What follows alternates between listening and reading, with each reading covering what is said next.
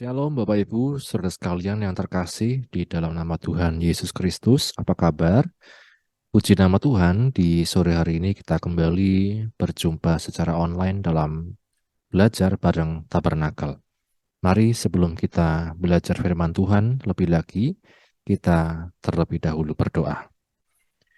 Bapa, kami bersyukur untuk kesempatan yang Kau beri kepada kami di sore hari ini untuk kami belajar dari firman-Mu. Bukalah hati kami, pikiran kami, dan mampukan kami, ya Roh Kudus, untuk mengerti, memahami, dan menguatkan kami untuk kami melakukan firman-Mu. Anak-anak-Mu yang mendengarkan, yang bersama-sama belajar, kiranya juga Engkau memberkati, dan Engkau yang memampukan kami menjadi pelaku-pelaku firman-Mu. Kami bersyukur di dalam nama Tuhan Yesus kami berdoa. Amin. Bapak Ibu, saudara sekalian, kita akan melanjutkan pembelajaran kita. Kita sudah sampai di episode yang ke-35, yang topik kali ini adalah menguduskan hari Sabat. Kita kembali diingatkan tentang skema kemah suci. Ada bagian luar halaman, ada bagian halaman, ada bagian ruang suci atau ruang kudus, dan ada bagian ruangan maha suci. Pintu gerbang menjadi titik awal kita percaya bahwa Tuhan Yesus adalah Tuhan dan Juru Selamat kita. Di mezbah korban bakaran kita diingatkan tentang korban Kristus yang menebus kita dan memperdamaikan kita dengan Bapa di surga. Kolam pembasuhan mengingatkan kita tentang sakramen baptisan air, peristiwa kita meninggalkan kehidupan lama, manusia lama, dan mengenakan manusia baru yang terus-menerus diperbaharui. Pintu kemah adalah batas antara halaman dan ruang suci. Di pintu kemah ini berbicara tentang baptisan Roh Kudus atau kepenuhan Roh Kudus yang memampukan orang percaya untuk hidup dalam kesucian dalam ruang suci. Di dalamnya ada meja roti pertunjukan atau meja roti sajian yang di sana berbicara tentang kehidupan yang dipenuhi oleh firman Tuhan. Kemudian ada pelita emas yang menunjukkan kehidupan manusia yang dijadikan sebagai terang. Pelita dikatakan ketika kita berada di dalam Yesus. Kemudian mezbah dupa adalah bagaimana kehidupan manusia, orang percaya dipenuhi dengan doa dan penyembahan kepada Bapa di surga, bukan hanya saat kita beribadah di gereja, tetapi juga tiap-tiap hari kita menaikkan doa dan penyembahan dalam peristiwa apapun. Pintu tirai menjadi pembatas antara ruang suci dan ruang maha suci. Saat peristiwa Yesus disalib, pintu tirai yang begitu tebal ini terbelah menjadi dua dari atas sampai ke bawah. Pintu tirai ini berbicara tentang kuatnya keinginan manusia untuk hidup sesuai dengan firman Tuhan, tetapi tidak mampu karena dengan kekuatan sendiri seringkali manusia gagal. Itu sebabnya kita perlu korban Kristus, kita perlu anugerah Tuhan untuk kita dapat masuk ke ruang maha suci, mengalami satu persekutuan dengan Allah Bapa di surga dalam satu relasi yang intim. Ya, maka Yesus ini yang membuka jalan bagi kita sekalian untuk kita sampai kepada Bapa. Maka dikatakan firman Tuhan, tidak ada orang yang dapat sampai kepada Bapa kalau tidak melalui Yesus Kristus. Bapak Ibu, saudara sekalian, di episode yang lalu kita berbicara tentang penebusan segala yang sulung. Di Keluaran 34 ayat 19-20, di sana Tuhan mengingatkan tentang kepemilikan dan penebusan dari segala yang sulung. Hak kesulungan dalam tradisi Yahudi ini sangat istimewa. Ada berbagai macam keistimewaan di mana anak sulung, misalnya mereka mendapat bagian yang lebih dari orang lain, mereka juga mendapat hak, ya, misalnya dalam kerajaan untuk menjadi raja dan lain sebagainya. Namun kita melihat ada juga peristiwa di mana Esau memandang rendah hak kesulungan. Ya, dikatakan dalam Ibrani, jangan ada orang yang mempunyai nafsu yang rendah seperti Esau, dia memandang rendah hak kesulungan, menukarnya dengan semangkuk sup yang merah-merah itu, kata firman Tuhan. Anak sulung dalam perjanjian baru, dalam konteks perjanjian baru, dapat diartikan sebagai ditebus oleh darah Yesus. Kalau kita melihat peristiwa ketika bangsa Israel keluar dari tanah Mesir, anak-anak sulung itu dikatakan harus ditebus, ya. Anak-anak sulung itu milikku, kata Tuhan. Nah, bagi kita sekalian, dikatakan kita ditebus oleh darah Yesus dengan tanda darah. Anak-anak sulung Mesir, kemudian yang lain selain bangsa Israel, dikatakan mereka mati ketika malaikat maut lewat, ya, di sekitar mereka. Tapi bagi rumah-rumah yang di ambang pintunya ada tanda darah, malaikat maut ini lewat dan selamatlah anak-anak sulung bangsa Israel. Ini merupakan tanda penebusan oleh darah Yesus, tanda darah yang itu dikatakan menjadi jaminan keselamatan kita ketika kita beriman di dalam Kristus Yesus. Gereja atau orang percaya juga disebut sebagai jemaat anak-anak sulung.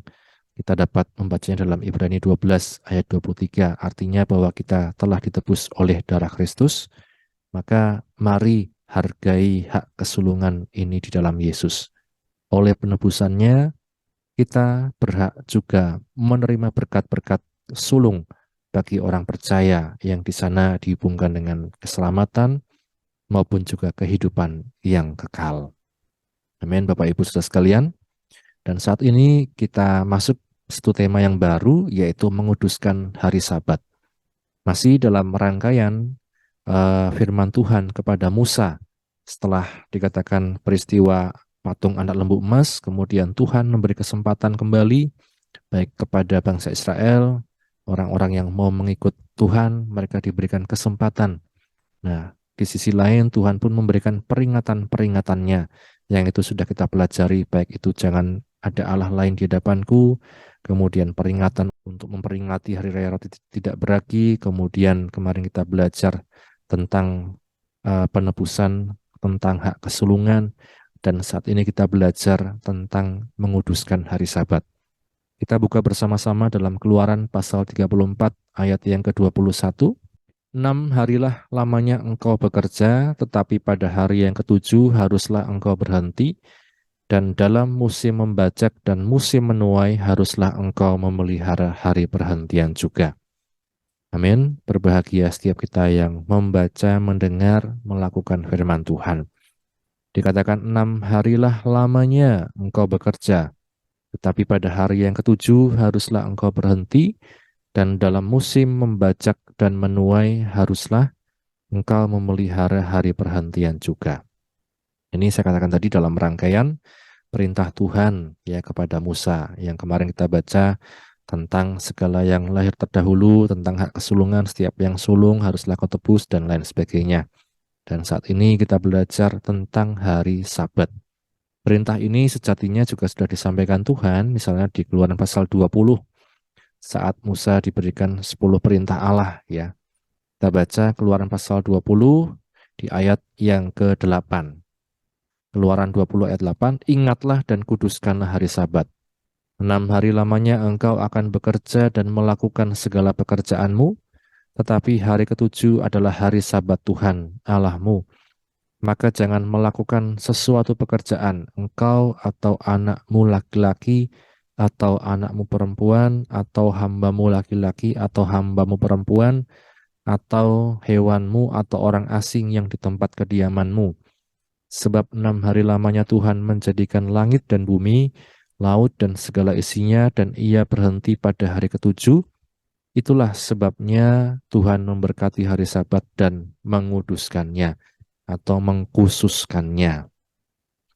Jadi Bapak Ibu Saudara sekalian, kita melihat perintah ini sudah disampaikan di Keluaran 20, kemudian disampaikan lagi di Keluaran pasal 34.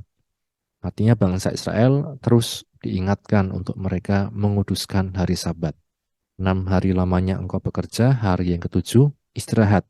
Itu intinya. Maka Sabat dalam pengertian sederhananya adalah istirahat. Menguduskan hari Sabat kalau kita lihat dalam ayat-ayat tadi, yaitu menghargai Tuhan, dalam arti kita menghargai firman Tuhan. Tuhan memerintahkan kuduskanlah hari Sabat, maka kita menghargai Tuhan, mentaati firman Tuhan dengan menguduskan hari Sabat. Kita menghargai Tuhan. Yang kedua, kita menghargai diri sendiri. 6 hari lamanya engkau bekerja, hari ketujuh istirahatlah. Untuk apa? Selain untuk menguduskan hari Tuhan, selain untuk beristirahat, yaitu untuk menghargai diri sendiri. Artinya kita menjaga kesehatan salah satunya dengan istirahat. Jangan jadi budak pekerjaan, Bapak Ibu sekalian. Dikatakan kita kalau lagu katakan kerja keras sebagai kuda sampai tidak ada istirahat, sampai tidak bisa beribadah. Itu artinya kita tidak menghargai diri kita sendiri. Tapi kita belajar dengan menguduskan hari Sabat, kita menghargai diri kita sendiri juga. Yang kedua, kita menghargai alam ciptaan Tuhan. Menghargai alam ciptaan Tuhan, seperti yang kita baca tadi ya, dalam Keluaran pasal 34, ayat yang ke-21, kita baca kembali. Keluaran 34 ayat 21, 6 hari lamanya engkau bekerja, tetapi pada hari yang ketujuh haruslah engkau berhenti, dan dalam musim membajak dan musim menuai haruslah engkau memelihara hari perhentian juga. Jadi Bapak Ibu sekalian, kalau ini ibarat bisnis ya, Bapak Ibu, kalau saya gambarkan, seringkali ada musim menuai, ada musim di mana banyak sekali orderan, banyak sekali permintaan, dan lain sebagainya. Kita menuai apa yang kita tabur. Nah, dikatakan di musim itu pun kita perlu memelihara hari perhentian. Kalau bagi orang Israel dikatakan musim membajak, musim menuai berhubungan dengan alam. Kita juga salah satunya menghargai alam. Ya, jangan mengeksploitasi, jangan memaksakan, dan lain sebagainya. Maka firman Tuhan katakan pelihara hari perhentian juga. Ya, dalam perintah-perintahnya bahkan ada tahun-tahun tertentu di mana bangsa Israel ini harus dikatakan berhenti untuk tidak mengusahakan, untuk tidak menanami tanah, ya, dibiarkan, ya, agar tanah itu dikatakan mengalami juga sabat, peristirahatan, perhentian. Nah, Bapak Ibu, ini saya katakan tadi bahwa kita menghargai Tuhan, menghargai diri sendiri, dan menghargai alam ciptaan Tuhan. Ya, saya katakan tadi musim menuai dalam kehidupan kita sekarang ya seperti bisnis tadi. Musim saat rame, saat banyak permintaan. Jangan sampai kita tidak beribadah, jangan sampai kita lupa beribadah. Jangan sampai kita lupa bahwa segala berkat yang kita dapatkan itu semua asalnya dari Tuhan. Ya, kemudian Tuhan juga katakan, Tuhan Yesus saat di bumi ini dalam pasal 2, Markus pasal 2 ayat 27 dan 28, Markus pasal 2 ayat 27 dan 28, dikatakan, lalu kata Yesus kepada mereka, hari Sabat diadakan untuk manusia, dan bukan manusia untuk hari Sabat. Jadi anak manusia adalah juga Tuhan atas hari Sabat. Firman Tuhan ini disampaikan, kalau di ayat 23 dikatakan, pada suatu kali, pada hari Sabat, Yesus berjalan di ladang gandum, sementara berjalan murid-muridnya memetik bulir gandum.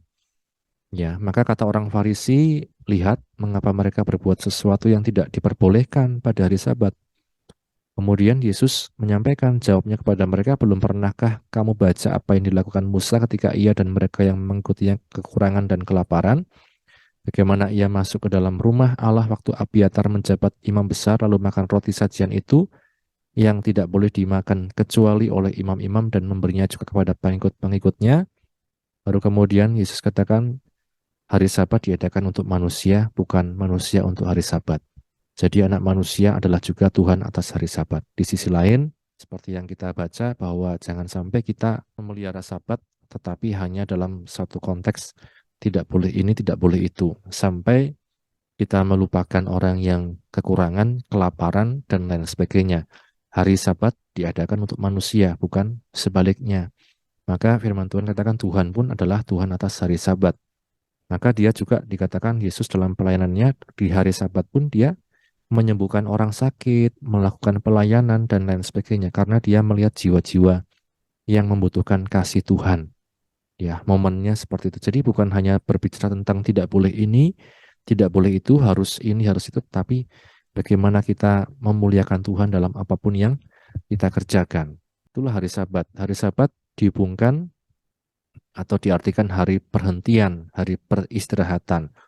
Hubungannya kalau kita melihat dalam peristiwa penciptaan tadi, di Keluaran 20 sudah disampaikan, kemudian di Kejadian 2 ayat 1-3 kita membaca, Dikatakan, demikianlah diselesaikan langit dan bumi dan segala isinya.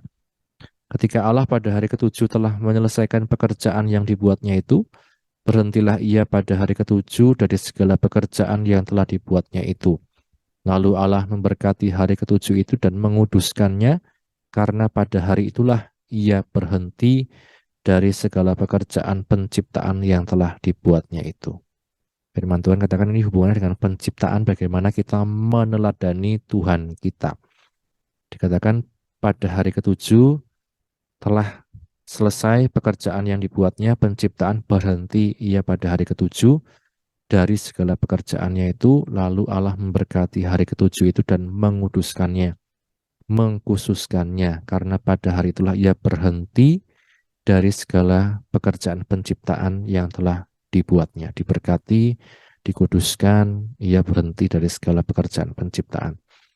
Nah, Bapak Ibu sekalian, inilah gambaran bagaimana kita pun diminta Tuhan untuk menguduskan hari Sabat atau ada perhentian. Jangan kita manusia seperti mesin, tidak ada perhentian. Ya, mesin pun kalau bekerja terus bisa rusak. Tapi kita mau ada perhentian dalam kehidupan kita sebagai umat Tuhan, sebagai orang percaya. Perhentian inilah yang kita lihat dihubungkan dengan ibadah. Menguduskan hari Sabat dihubungkan dengan ibadah.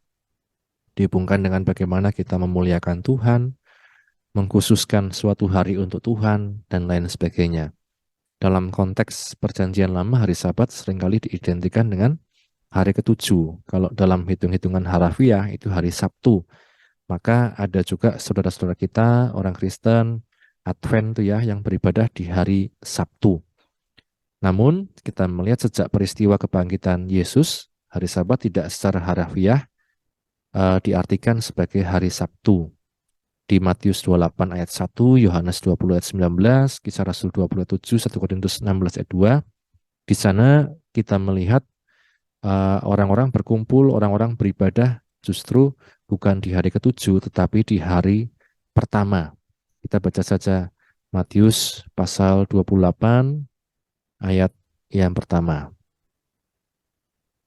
Matius pasal yang ke-28 ayat 1.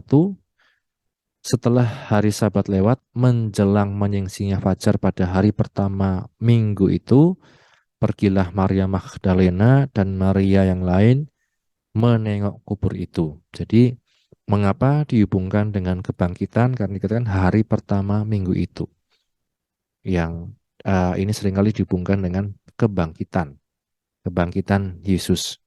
Kemudian Yohanes 20 ayat 19, ketika hari sudah malam pada hari pertama minggu itu, berkumpullah murid-murid Yesus di suatu tempat dengan pintu-pintu yang terkunci karena mereka takut kepada orang-orang Yahudi. Pada waktu itu datanglah Yesus dan berdiri di tengah-tengah mereka dan berkata, damai sejahtera bagi kamu. Amin. Ya, ini kita melihat pada hari pertama minggu itu, berkumpullah murid-murid Yesus di suatu tempat. Jadi ini setelah kebangkitan juga ya, setelah kebangkitan Yesus. Kemudian kita melihat lagi di Kisah Rasul 20 ayat yang ke-7. Kisah para Rasul 20 ayat yang ke-7 dikatakan, pada hari pertama dalam minggu itu, ketika kami berkumpul untuk memecahkan roti, Paulus berbicara dengan saudara-saudara di situ karena ia bermaksud untuk berangkat pada keesokan harinya. Pembicaraan itu berlangsung sampai tengah malam. Ya, dikatakan tadi pada hari pertama dalam minggu itu ada perkumpulan, ada memecah-mecahkan roti. Kalau zaman sekarang mungkin kita bisa melihat dalam perjamuan kudus ada ibadah, ada perjamuan kudus ya, itu di hari pertama dalam minggu itu. Jadi ini Bapak Ibu sekalian, kemudian satu lagi di 1 Korintus 16 ayat yang kedua. 1 Korintus 16 ayat yang kedua dikatakan, pada hari pertama dari tiap-tiap minggu, hendaklah kamu masing-masing sesuai dengan apa yang kamu peroleh menyisihkan sesuatu dan menyimpannya di rumah supaya jangan pengumpulan itu baru diadakan kalau aku datang. Ya, dikatakan ini tentang persembahan. Pada hari pertama dari tiap-tiap minggu, hendaklah kamu masing-masing sesuai dengan apa yang kamu peroleh menyisihkan sesuatu, menyimpannya di rumah. Jadi ada banyak ayat ya yang menunjukkan bagaimana setelah kebangkitan Yesus, Sabat itu bukan sekedar berbicara tentang hari Sabtu, tetapi hari ibadah. Dan setelah kebangkitan Yesus, yang tadi kita melihat pada hari pertama minggu itu, itulah dijadikan sebagai hari Minggu, hari ibadah. Ya, Bapak Ibu, bagi kita sekalian, kita pun salah satunya dengan mengingat dan menguduskan Sabat, yaitu selain kita menghargai diri sendiri dengan berhenti, beristirahat, kita pun beribadah di hari Minggu. Nah, itu Bapak Ibu. Hari Sabat ini kita melihat juga berhubungan dengan sampai nantinya kekekalan. Di Ibrani pasal yang keempat. Ya, kita baca Ibrani pasal yang keempat. Kita baca saja mulai dari ayat yang pertama. Sebab itu baiklah kita waspada supaya jangan ada seorang di antara kamu yang dianggap ketinggalan, sekalipun janji akan masuk ke dalam perhentiannya masih berlaku. Karena kepada kita diberitakan juga kabar kesukaan sama seperti kepada mereka, tetapi firman pemberitaan itu tidak berguna bagi mereka karena tidak bertumbuh bersama-sama oleh iman dengan mereka yang mendengarnya.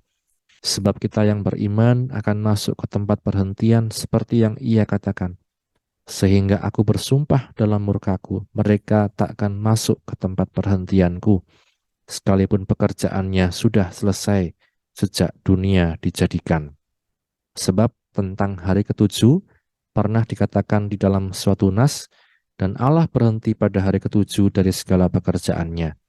Dan dalam nas itu kita baca, mereka takkan masuk ke tempat perhentianku.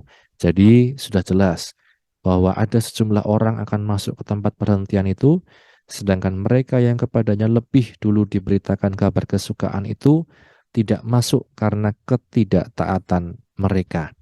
Sebab itu ia menetapkan pula suatu hari, yaitu hari ini, ketika ia setelah sekian lama berfirman dengan perantaraan Daud seperti dikatakan di atas, pada hari ini jika kamu mendengarkan suaranya, janganlah keraskan hatimu. Sebab andai kata Yosua telah membawa mereka masuk ke tempat perhentian, pasti Allah tidak akan berkata-kata kemudian tentang suatu hari lain. Jadi masih tersedia suatu hari perhentian, hari ketujuh bagi umat Allah.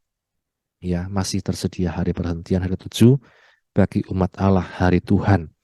Sebab barang siapa telah masuk ke tempat perhentiannya, ia sendiri telah berhenti dari segala pekerjaannya, sama seperti Allah berhenti dari pekerjaannya. Karena itu, ayat 11, baiklah kita berusaha untuk masuk ke dalam perhentian itu, supaya jangan ada seorang pun jatuh karena mengikuti contoh ketidaktaatan itu juga. Jadi Bapak Ibu, perhentian kita di dalam Tuhan. Perhentian kita bukan hanya tentang di dunia ini, tetapi suatu saat nanti dikatakan ada satu hari di mana entah kita dipanggil Tuhan, entah kita mengalami pengangkatan, itu dikatakan ada hari perhentian bersama dengan Tuhan. Berhenti dari segala pekerjaan kita. Maka firman Tuhan, mari kita berusaha masuk dalam perhentian itu. Kalau saya katakan, dikatakan tadi hari ini. Kapan? Ya hari ini. Kita belajar tiap-tiap hari untuk masuk ke hadirat Tuhan. Untuk bersekutu dengan Tuhan. Ya salah satunya apa? Lewat firman Allah. Sebab firman Allah hidup dan kuat dan lebih tajam daripada pedang bermata dua manapun.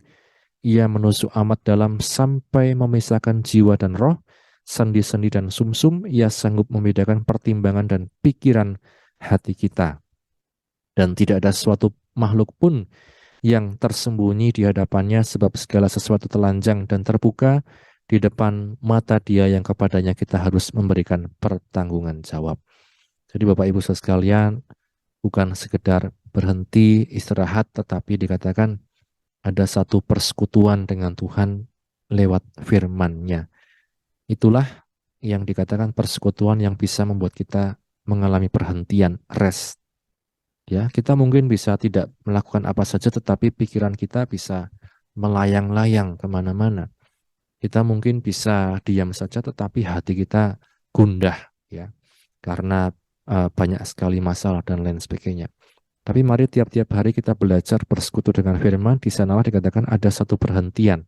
Firman itu akan dikatakan mengoreksi setiap kehidupan kita, menguatkan kita, mengubahkan kita. Maka dikatakan hari perhentian, Hari Sabat hubungannya dengan kekekalan.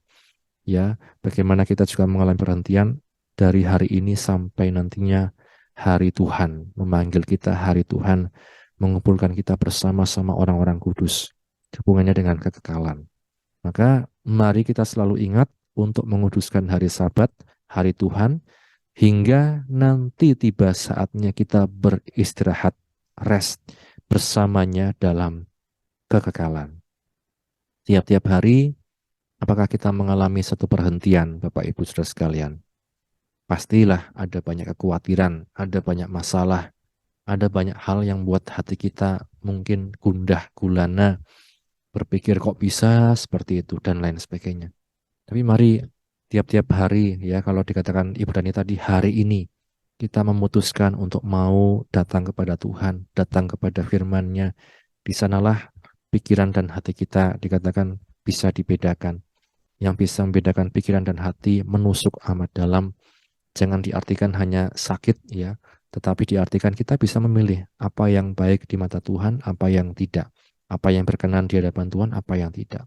Itulah perhentian dalam kehidupan kita. Dan perintah ini menguduskan hari Sabat, Bapak Ibu Saudara sekalian, bukan hanya berbicara tentang kita beribadah di hari Minggu, tetapi tiap-tiap hari, hari ini, kita mengalami perhentian dengan Tuhan dalam firman-Nya. Kiranya firman Tuhan menjadi berkat untuk kita sekalian. Mari sama-sama kita berdoa. Bapa, kami bersyukur untuk firman-Mu yang telah kami baca, kami dengar, kami renungkan. Menolong kami untuk mengalami perhentian Tuhan dari setiap masalah kami, pikiran kami, kekhawatiran kami. Biarlah firman-Mu itu yang menguatkan kami, sebab hanya bersama-Mu Tuhan, kami tenang. Kami bersyukur, berkatilah anak-anak-Mu yang sudah mendengar firman-Mu dimanapun mereka berada. Baik apapun yang menjadi pergumulan mereka, Engkau yang menolong Tuhan. Engkau yang membaharui setiap hati pikiran kami untuk semakin hari semakin serupa dengan Engkau oleh anugerah-Mu. Kami bersyukur, kami akhiri program kami ini di dalam nama Tuhan Yesus kami berdoa. Haleluya. Amin. Puji nama Tuhan, Tuhan Yesus memberkati kita sekalian. Amin.